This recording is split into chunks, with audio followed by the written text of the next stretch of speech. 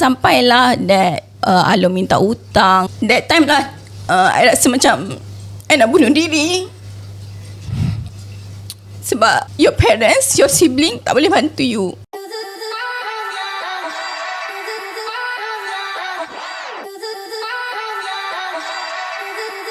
There's been a lot of struggle Yes. to do this business, Yes. to get here. Yep. Has it always been a husband and wife struggle, or is it before? Does the struggle start before marriage, or Start before after marriage. the struggle started after marriage? So can you tell what happened? Okay, actually I dulu staff nurse, and then Halim adalah seorang peniaga pasar malam sahaja. Kebab, dia menjual kebab ayam. And Wait, let's start that one more time. You were just a nurse, yes, and you just sold kebab on the street. Ya, betul. And your sales today is how much? Sales today To date, untuk 2000. 4 million. 4 million. Yeah. I repeat, Malaysia.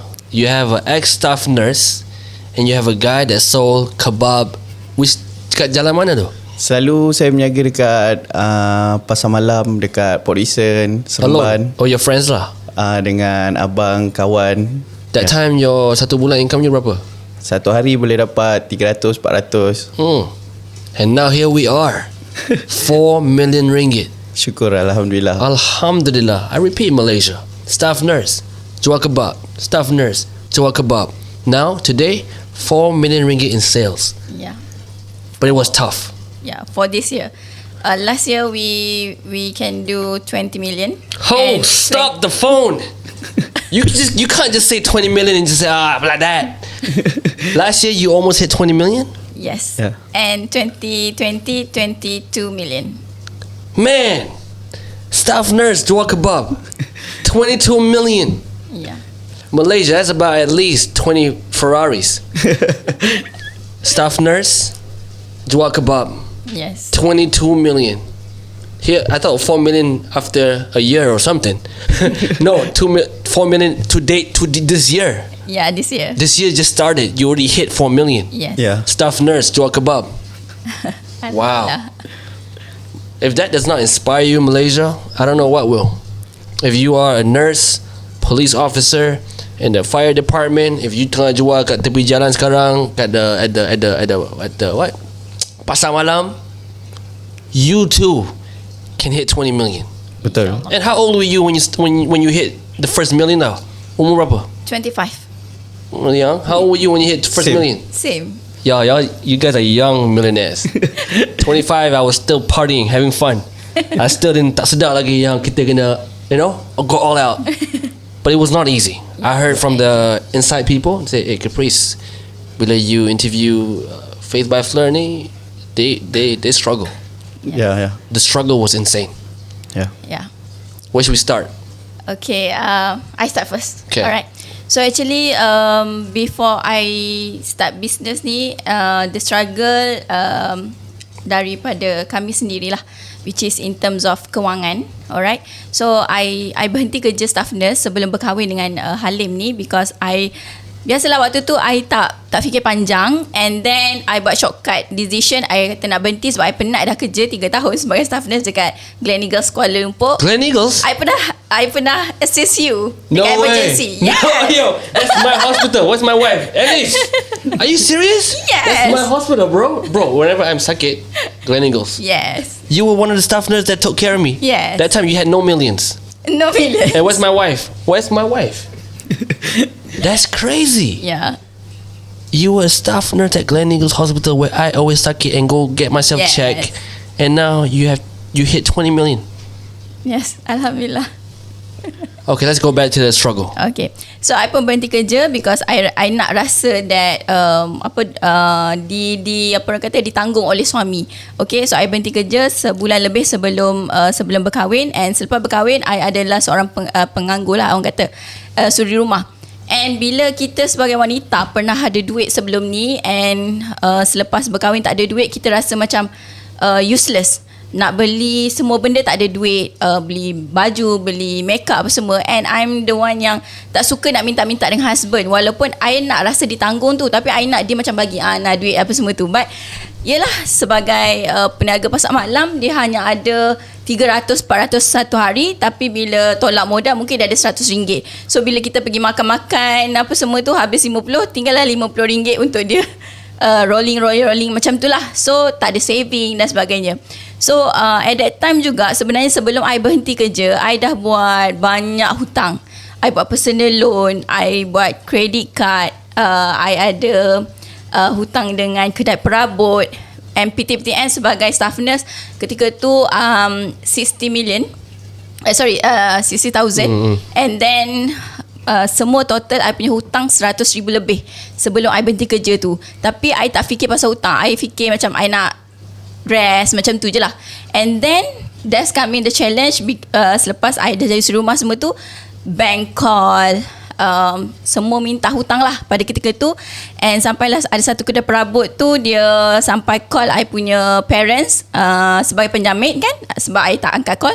So dia ugut untuk sita rumah. And my mum menangis lah, dia takut semua benda tu kan. And then I selalu pinjam duit mak ayah saya lah, sebab saya tak berani, I takut, and then I tak suka nak minta dengan suami saya.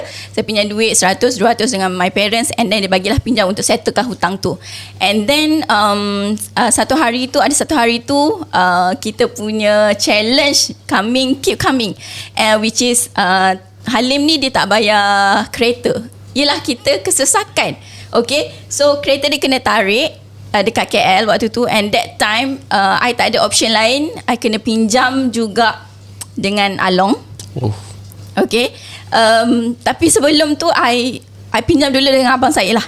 Okay, abang saya ada duit pada ketika tu, ada 5,000. Itu pun duit kawan dia kata dia kena bayar balik kat dia. So lepas dah settle, ambil kereta semua tu, and then I cari mana lagi nak dapatkan duit untuk bayar balik duit tu, sebab tu bukan duit abang saya. So I dapat nombor telefon Along tu, and then I dapat pinjam at the same date RM8,000. So I bayar RM5,000 duit tu, and then RM3,000 tu sebenarnya I buat modal untuk jual baju. I beli dekat Kenanga. Tapi end up tak ada ilmu, I tak berani, I rasa malu sebab nanti orang kata kau staff nurse takkan nak menjual, kau bekas staff nurse, kau ada ilmu apa semua, ada diploma, takkan kau nak menjual. Macam tu, I malu tau. I takut dengan apa yang orang kata. So end up I tak promote dekat orang, and I bagi je dekat saudara mara Halim dress tu semua. So habislah modal tu semua. So 8,000 tambahlah 100,000 lebih tu, tambah lagi 8,000 dengan Along pula. Oh man, you had a debt, and then you went to a deeper debt with the Along. Yes. How did you deal with that? I'm sure you were alone then, dealing with the stress. Did you share to your husband first, or you buat seorang-seorang? Waktu yang pinjam Along tu memang sama-sama. So you knew. Sampailah that Along minta hutang, so much depressed yang I dapat dengan I duduk kat rumah. So bila kita tak ada duit, kita rasa macam orang lain, kita macam kita tak ada duit lah. So pada kita I duduk rumah mertua. That time lah I rasa macam I nak bunuh diri. Sebab at one time your parents, your sibling tak boleh bantu you.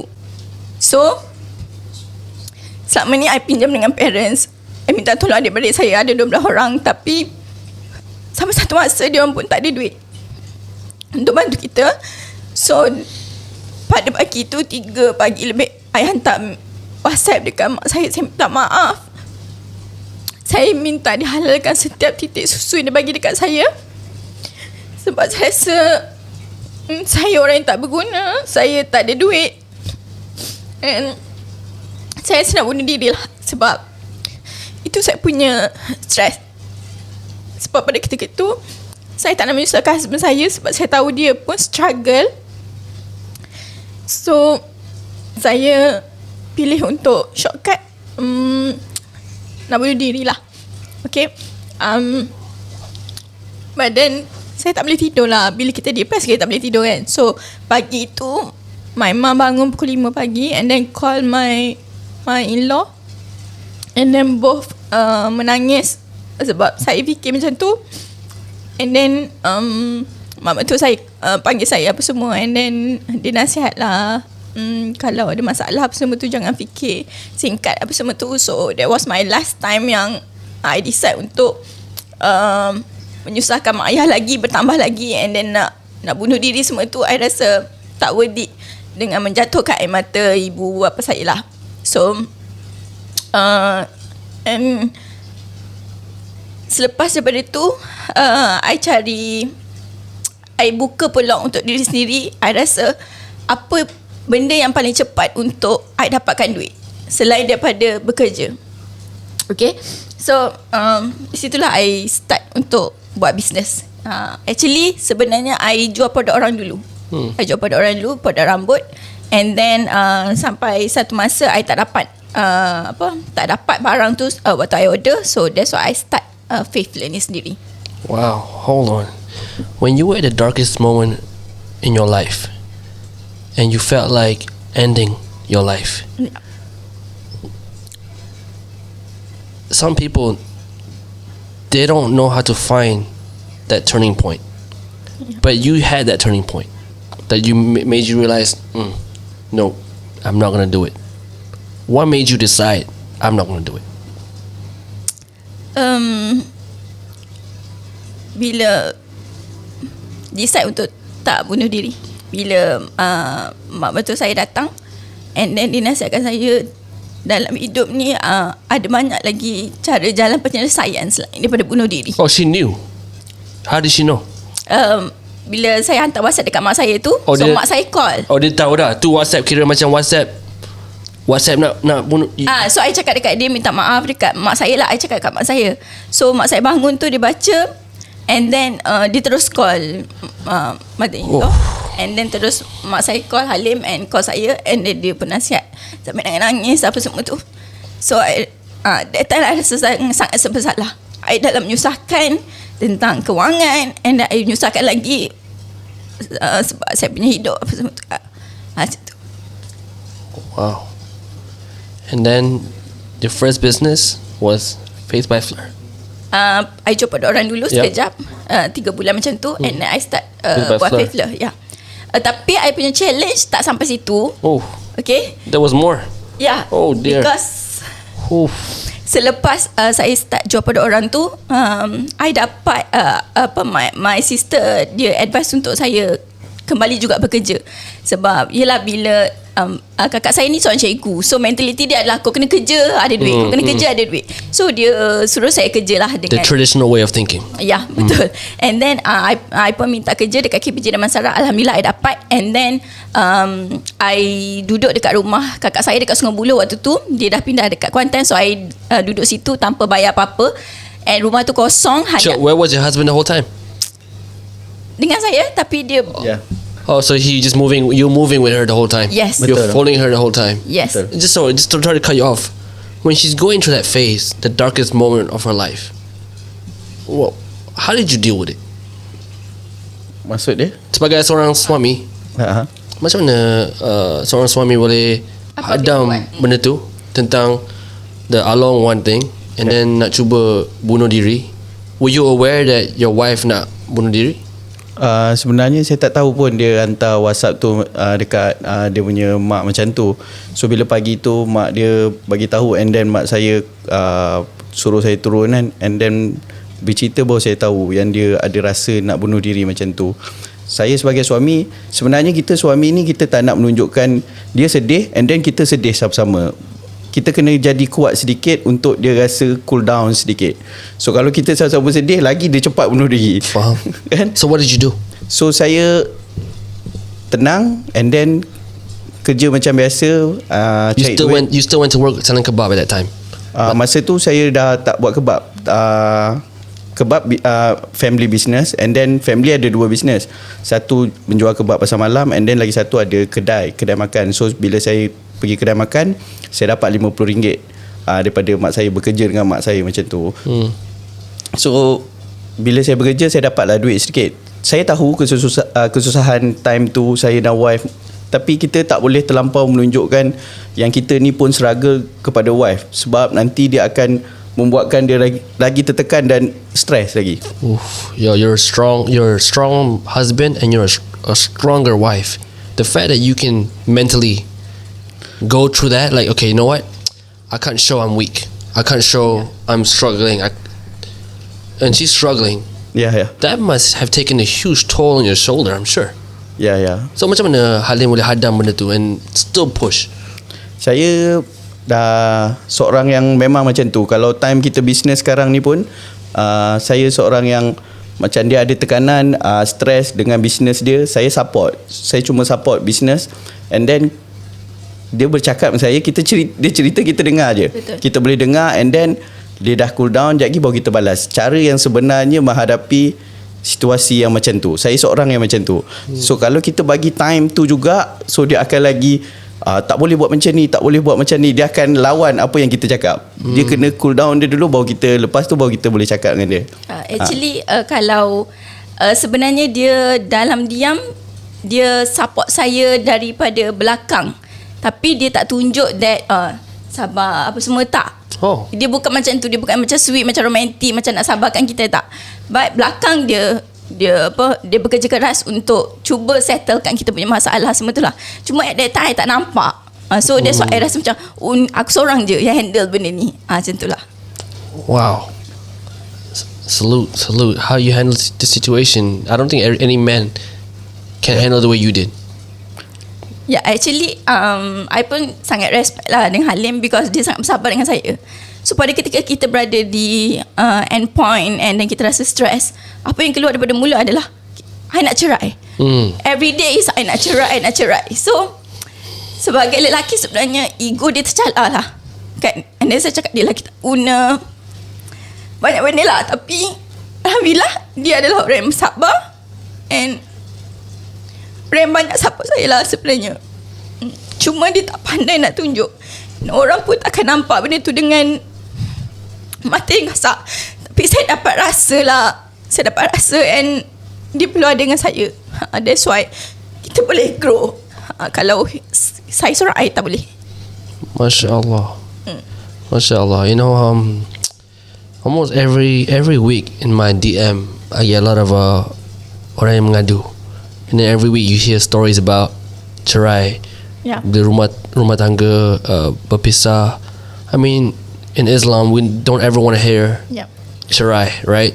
But it's such a common thing now. It's not say it's a trend. It's just common news now, right? And the fact that tonight on our table talk, I'm hearing a crazy story.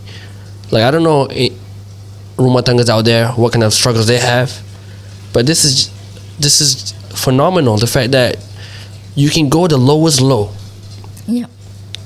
Hutang, along, want to commit suicide, and then you also talk about cerai. You want to break up, you want to end it,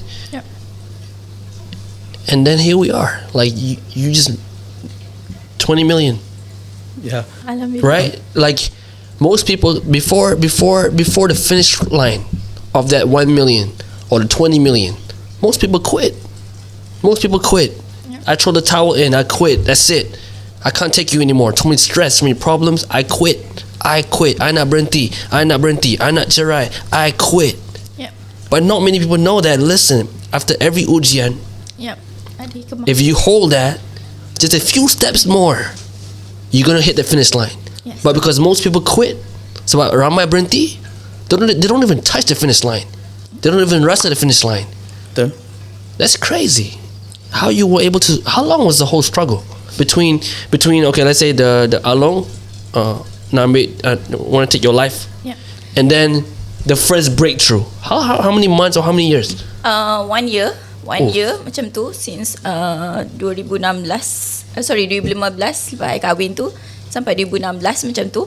And then sampailah I kerja dekat Kebijakan Masyarakat. I duduk dekat rumah kakak saya tu. Kita hanya tidur di atas tilam sahaja. Dekat rumah tu memang ada tilam je, kakak saya tinggalkan. And kita makan sebab I kena pergi kerja jauh daripada Sungai Buloh. And then duit apa semua tu, dia pula bila dia follow saya, dia tak ada kerja. Okay, di mana dia dapat tapak kan dekat Sungai Buloh nak jual kebab apa semua tu. So at that time macam I cakap lah, I cakap dia tak guna apa semua tu sebab I rasa I kena tanggung keluarga ni. Okay, tapi I advise dia pergilah cari mana-mana, janji dapat duit. So dia pergi cari kerja, and then kerja sebagai mekanik, gaji RM20 satu hari. I kata tak apalah, janji dia jadi seorang lelaki sejati yang ada duit, at least dia ada effort. Okay, I tak nak dia duduk rumah je macam tu. So kita makan 1 kali 1 hari, once a day. Ya, nasi goreng kosong. And then I every day naik train tu, I menangis pagi-pagi sebab I rasa macam susah lah kan, sebab kita tak pernah duduk hidup susah macam ni. And then sampailah satu ketika kereta pula accident, total loss, and kita hampir jatuh gaung. Tapi Alhamdulillah Allah selamatkan, kereta je total loss.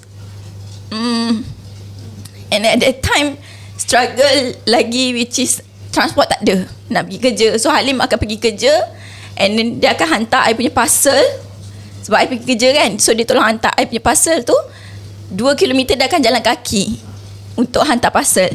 So I pula akan pergi kerja dengan Grab. And then duit Grab tu hari-hari memang 50-60 daripada KPJ ke rumah kan. Rumah ke KPJ memang banyak sangat. Sampailah satu hari abang saya bagi pinjam motor, tapi tak lama, 1 bulan lebih saja. Untuk dapatkan pinjaman tu pun puas mak saya pujuk dia. Okay, so I dapat pinjam 1 bulan lebih, and lepas tu dia ambil balik. That time lah my turning point, which is I rasa macam dalam hidup ni kita tak boleh nak selalu berharap orang tolong kita. Okay, even I ada parents, I ada adik-beradik 12 orang, tapi bukan at one time, bukan setiap masa orang akan bantu you. So waktu tu lepas dia ambil motor tu, I terus terduduk. Nah, I fikir dalam hidup ni sebenarnya aku kena bergantung pada diri sendiri. Aku tak boleh bergantung pada orang lain. So aku kena kerja sendiri. Waktu tu lah saya terduduk tu, saya dah tak air mata, dan saya kata pada diri saya, aku kena tekad dan nekat untuk buat bisnes sendiri betul-betul.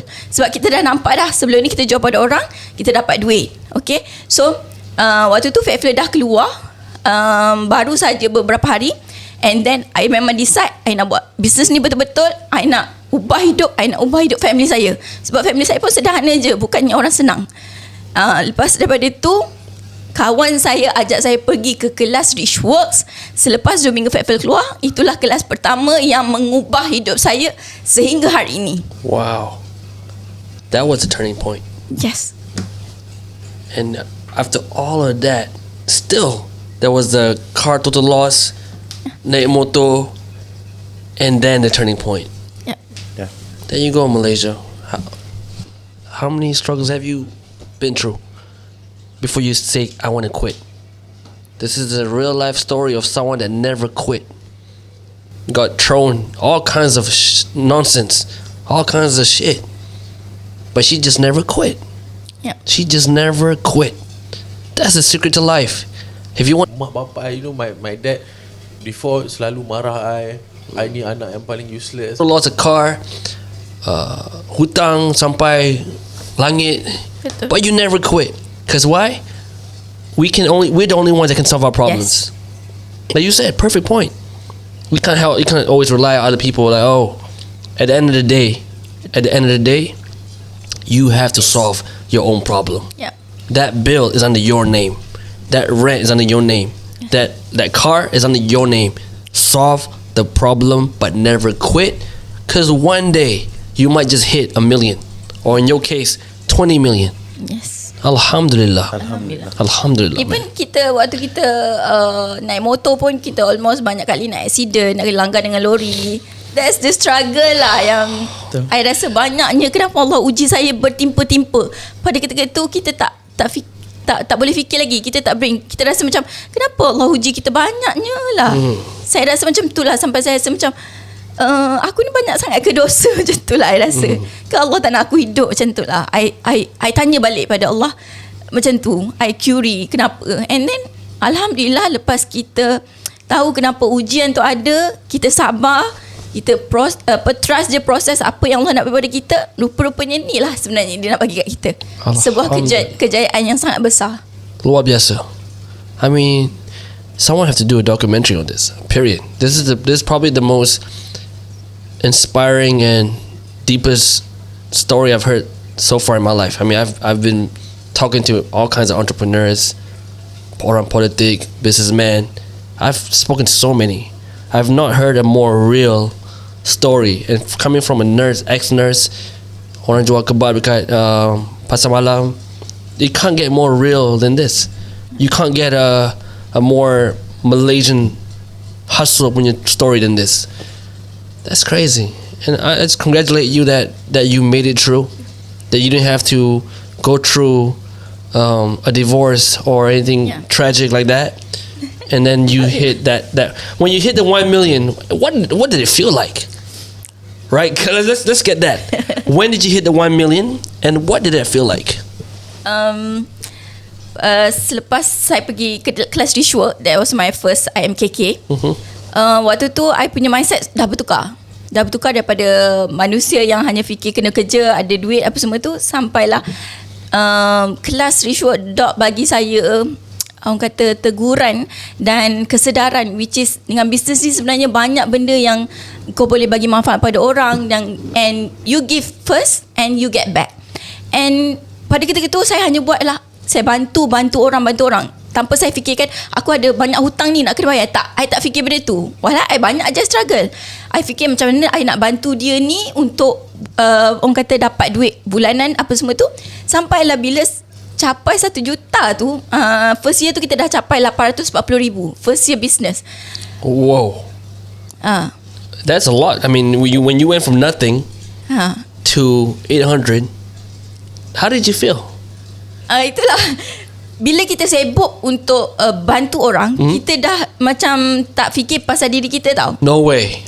For real? Yeah. You were so caught up in trying to help people that you went through all that shit. Yes. That you didn't even enjoy it yet? No, I mean I tak nampak macam I kena settlekan semua benda pasal I kena beli kereta dulu ke tak. Kita memang tak ada kereta baru, kita tak ada beli emas pun. First year kita fikir untuk buat kelas, bantu team apa semua. Sebab Dok boleh cakap bagi manfaat pada orang, bagi manfaat. Wow. So kita bagi sampailah dapat 1 juta tu. Kita tengok sale, kita dah 1 juta waktu 25 tahun. So rasa macam mana nak rasa bersyukur, Alhamdulillah. And then kita rasa inilah sebenarnya hikmah yang Allah bagi, panjang sangat ujian kita tu. And that time kita tak ada pun nak beli mahal apa semua. Kita keep rolling on, bagi more reward to team, upgrade kita punya modal, upgrade kita punya daripada rumah pergi ke office, daripada office pergi ke Wisma. Sampai sekarang kita dah ada 3 warehouse dekat Bintulu, dekat Sabah dan dekat Selangor. Masya Allah. Alhamdulillah. But Malaysia, let me rewind that real quick. Malaysia, you heard it right here on Table Talk. Even when she hit the first million, she didn't buy Gucci yet. She didn't buy Dior. She didn't buy the BMW. She didn't buy anything yet. No, saya beli kereta. Most not to take a hit at the budak-budak kat luar sana yang first hit 300k, Mustang. First 500,000, Mustang. First 1 million, Mustang. No, the people I have in front of me today, Siti Mariam and Tuan Halim, didn't touch that Mustang or the Gucci bag. It's all about how to roll on ilmu, how to help more people. Yes. That's inspiring. I mean, for me, if I had nothing and then I have something, I'm gonna celebrate. I'm gonna buy a nice car, I'm gonna buy a Gucci. It's just a natural. When you go from nothing to something, yes, tu adalah orang yang shock yang akan ni. But I feel like because you came from a very humble background, right? And you went through so much nonsense. Yeah. Would it be fair to say that because you went through that, Betul. the most mahal lesson is not dok punya harga kelas. Betul. The most mahal punya lesson Betul. was the hutang, the along, the almost taking your life, seeing the total loss of a car, riding on a bike. That is the most mahal lesson. Yeah. And I think that lesson, not many Malaysians will ever learn till they go through it. Betul. You know what I mean? Semua nak skim cepat kaya. Sebab semua orang nak kaya semalam. Betul. Right? Mana kita boleh makan produk kurus, hari ni makan besok boleh kurus. Mustahil. Betul? Most people they wanna be kurus semalam. Betul. That's inspiring. Ya. Masa untuk tahun pertama juga kita dapat 800,000 sale untuk tahunan tu. Kita masih pakai kereta sewa yang bayar bulan 2,000 lebih. No way. Yes. Yeah. Oh my god. That's crazy. Malaysia, please take notes on this one. Please take notes on this one. Most Malaysians yang dapat duit first time, termasuk Caprice. I remember when I hit my first 200k. I'm out there shopping. You know what I mean? I'll be honest. Kita dekat sini takkan acak-acak. I went out shopping because I enjoy life. But you didn't. You just roll back on ilmu, roll back on helping people. Because kita sebenarnya banyak invest on ilmu. Because I rasa the more you learn, the more you earn. Kalau you tak ada ilmu, macam mana you nak upgrade you punya income? Itu apa yang saya nampak. Sebab first class saya pergi dekat Rishwa tu, dia sangat membuka mata saya, jiwa saya, yang menyebabkan kita dengan ilmu kelas first tu kita dah boleh capai 800. Apatah lagi kalau kita pergi ke next class, bermentorkan pula dengan Dr. Azizan. So itulah yang bayangkan daripada 800,000 setahun and kita boleh dapat million in 1 month. Itu adalah asbab bermentor dan berilmu. That's why saya tak pernah rasa nak tinggalkan Rishwa, Dr. Izan ke apa. Sebab saya rasa ilmu tu sangat-sangat penting. Ilmu ni lah yang membawa sales kita daripada kosong sampailah apa yang kita ada sekarang. Tanpa ilmu, tanpa mentor, mungkin kita akan lost sebenarnya. Okay. Was there a moment of celebration? There must have been. Okay. When was that? Because we also want to feel the success. Yeah. When did you stop and say, you know what, sayang, let's celebrate? Ada. Please tell me there is. Ada. Ada pada hujung tahun 2018, tahun kedua Faithful. Okay. Kita jalan-jalan lah dekat KSCC and then Halim kata, "Yang, jom kita masuk coach." Nak masuk butik pun takut lagi. Yo, coach, this year your sales were how much? Second year kita 3.9 million. Guys, 3.9 million. They walked into Coach, not Gucci. Coach. Coach is still okay. Ya, betul. Dia bukan up lagi tau. Betul. You went to Coach? Ya, itu pun takut sebab kita orang biasa, kita tak takut kan. Oh, I love this story. Okay, go on. And then dia cakap, lepas tu kita tengok lah, cantik. Tapi tengok 2,000, 3,000, ya Allah itu, tak apa. Baik, bagi saya, baik kita beli stok. Itu je I. Okay. When was the celebration? I want to know. Was there any to today? Itulah that day. Dia kata tak apa, beli je. Itu kita reward diri sendiri. Saya dah busy, dah penat apa semua, kita tak pernah beli apa-apa. Itulah my first reward untuk diri sendiri. Back coach. After 3 million, by the way, guys, Malaysia, take note. After 3 million, her reward was just a Coach bag. I know people that make 1 million, they buy a Mustang. 1 million, brother, they buy a Mustang. You know what I mean? Alhamdulillah, that's probably the most inspiring. Sayang, you just walked in. Yeah. B, this has been the most inspiring table talk so far. Sayang, you missed it. You gotta watch. This is the most inspiring table talk ever. B, the first 3 million that they hit, she just walked into Coach. Oh my God. And tu pun segan tau. I know people in MLM doing 1 million sales, beli Mustang. You hit 3 million on your second year and you went in segan-segan into Coach. Segan-segan tau. MashaAllah. You deserve the best. I mean, after all you went through, you deserve it. Besides a Coach, there must be a celebration bigger than that. Please tell me there is. Kita pergi mana?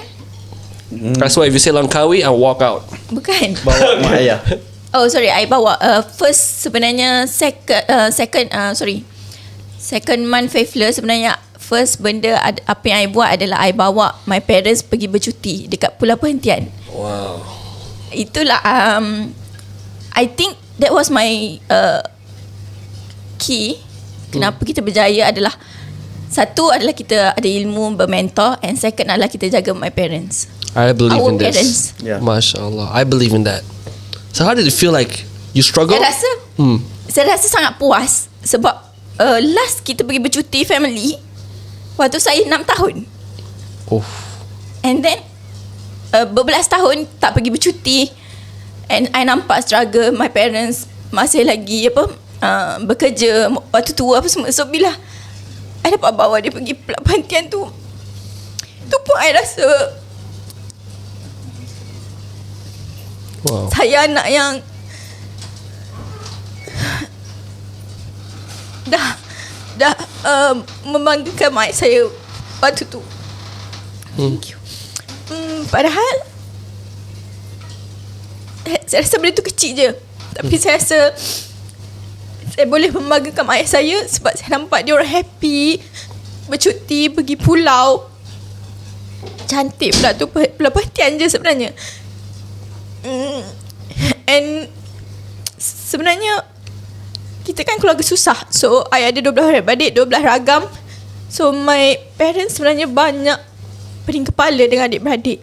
So bila dapat bawa dia pergi bercuti tu, saya nak dia release dia punya stress, tension apa semua tu. So saya rasa bangga, saya sangat bersyukur. And itulah bagi saya reward bisnes yang pertama ni yang saya bawa dia orang. Bukan, it's not about kita. Bagi saya, I nak bagi parents dulu sebab dia orang lebih struggle. Masya Allah. You didn't even think about yourself. You thought about making other people happy first. Yeah. Masya Allah. That's amazing. I'm a bit speechless. What you went through as a husband and wife, I'm just speechless. Not many people can go through that and survive and come out strong. Tapi bagi saya, bila kita bahagikan parents ni, rezeki tu datang melimpah ruah. So jangan kedekut dengan parents and always bagi dia orang gembira. And macam business ni pun, every time kita nak buat event, kita nak buat apa-apa, saya akan beritahu mak saya, doakan apa semua. So itulah salah satu kenapa lah saya rasa kita ni boleh berjaya sebenarnya. Bukan sebab kita punya hasil saja, bukan sebab kita bijak sangat ke apa, tak. Doa orang sekeliling, doa parents kita, doa kita punya mentor sebenarnya yang bersama-sama dengan kita. Itu bagi saya lah. And Halim pun sendiri memang jenis yang jaga mak ayah dia. Ya. So yang paling saya rasa kalau hidup ni dia penuh dengan berkat. So kalau nak mendapat berkat, kena jaga mak ayah and then jaga you punya guru-guru. Sebab dia punya doa tu saya rasa makbul. Guru walaupun dia mengajar tentang bisnes, tentang marketing, sebenarnya dia selalu mendoakan kita. Saya selalu bercakap dengan Dr. Azizan juga. Saya cakap setiap kali saya membuat apa-apa event ataupun nak meeting, so saya selalu bertanya pandangan dia and then saya selalu cakap doakan saya yang terbaik. Because kalau kita berada di tempat tinggi, saya selalu takut apa? Saya selalu takut jatuh. Macam tu juga dalam bisnes. Saya takut saya jatuh sebabkan saya tak jaga keberkatan bersama guru saya. Betul. Wow. You know what? I just realized throughout this whole table talk, we're already hitting half an hour.